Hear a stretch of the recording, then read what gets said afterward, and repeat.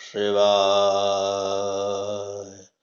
सौराष्ट्रे सोमनाथं च श्रीशैले मल्लिकार्जुनम् उज्जयिन्यां महाकालम् ओङ्कारममलेश्वरम् परल्यां वैद्यनाथं च डाकिन्यां भीमशङ्करम् सेतुबन्धेतुरामेशं नागेशं दारुकावने वाराणस्यां तु विश्वेशं त्र्यम्बकं गौतमीतटे हिमालये तु केदारं कुसुमेशं च